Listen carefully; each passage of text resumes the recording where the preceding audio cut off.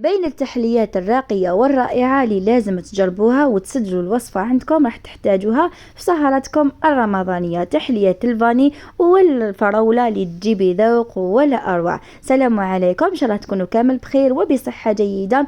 جبت لكم اليوم هذه الوصفة البنينة بتحلية الفراولة، إن شاء الله ربي يحلي أيامكم، صدقوني فيها وحدة ذوق ولا أروع.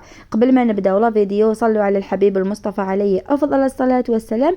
ما تنساوش تدعمي بجانب بارطاج لا فيديو لتعم الفائدة. نبداو على بركة الله بالطبقة الأولى. هنا في كاسرونة راح نديرو حوالي 3 كيسان حليب. هنا بالنسبة للكمية تقدروا تكملوا حتى 4 ولا 5، يعني إذا حبيتوا تكبروا الكمية. أنا 3 كيسان حليب درت لي حوالي 6 كؤوس كبيرة. عندي 3 كيسان حليب تاع 200 مليلتر، 3 ملاعق كبار من النشا تكون مملوءة جيدا، ومن 4 إلى 5 ملاعق سكر على حساب الحلاوة اللي تحبوها. نديروها فوق النار مع التحريك المستمر. بعدها كي نشوفوها ثقالت نحوها، نضيفوا عليها ملعقة كبيرة من المارغرين وملعقة تكون مملوءة جيدا من لافاني، وتبقاو تحركوها. هنا خياتي ضروري التحريك المستمر حتى تشوفوا الخليط تاعكم ثقال.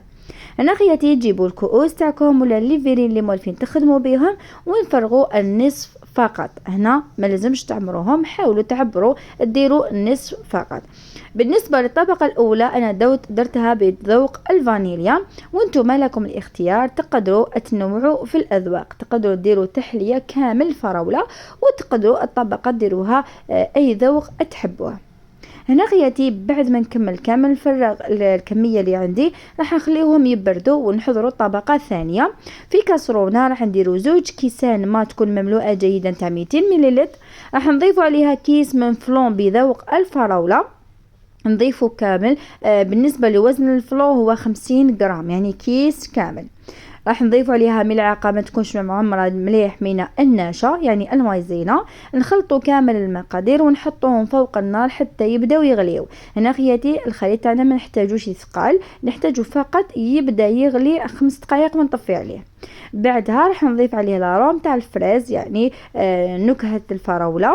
نزيدو نخلطوها مليح ونجيبو كمية من الفراولة بعد ما كنت قطعتها كامل مربعات صغيرة. راح نفرغها مباشرة على الخليط تاعنا اللي كنا حضرناه بالفلون. نحركها جيدا، نخليها حوالي 5 دقائق. بعدها مباشرة راح نجيبوا الكؤوس تاعنا ونفرغوها بهذه الطريقة. هنا حاولوا تعمروا الكؤوس حتى الفم، يعني انا بديت نعمر في البداية شوية برك، ما عمرتهاش حتى الفم. كيف فضلت لي كملت البقية، يعني حاولوا تعمروها كامل الفم. هنا خياتي بالنسبة لهذا التحلية صدقوني أبن وأروع تحلية تحضروها لولادكم لضيوفكم، بسم الله ما شاء الله فيها وحدة ذوق ولا أروع. هنا خياتي بالنسبة للتزيين يبقى اختياري، تقدروا تخلوا التحلية كيما راهي وتقدموها، وتقدروا تجيبوا نصف كاس من الشانتيي ونصف كاس من الماء، طلعوهم جيدا. بعدها راح نزينوا بهم. هنا فضلت ندير كطبقة أولى تكون متلامسة مليح من الشانتيي، نستويها كامل باش نديروا قاعدة لي غوزاس تاعنا. بعد ما نستويها كامل بعدها راح نجيبوا نكملوا نديروا دي غوزاس. نتوما كما قلت لكم التزيين يبقى اختياري. واللي وصلت للمرحله هذه نتمنى ما تبخلوش عليا بهذاك الجام اللي راح يكون داعم ليا ويشوفوا الفيديو اكبر عدد من المشاهدين. وان شاء الله يا ربي تعجبكم الوصفه وتجربوها، لانه صح وصفه تستحق التجربه، سهله سريعه اقتصاديه وتحضروها في وقفه. هنا خياتي بعد ما درت كامل يا غوزاس تاعنا راح نشبح بكميه من الفراوله، وهاي لك التحليه تاعنا سهله واجده في لحظه. وشوفوا لي بسم الله ما شاء الله.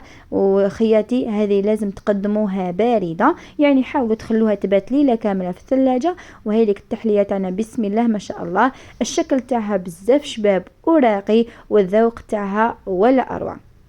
خياتي كما عودتكم راح نقسم لكم شويه باش تشوفوا القوام تاعها من الداخل. الطبقه الاولى تكون كريميه، والطبقه الثانيه اللي هي مزيج بين الفلو والفراوله تجي متماسكه والذوق تاعها ما شاء الله، خاصه المزيج بينها وبين لاشونتي تجي فيها واحد البنه ولا اروع. ان شاء الله الوصفه تاع اليوم تكون عجبتكم، مشاهده ممتعه، دمتم في رعايه الله وحفظه.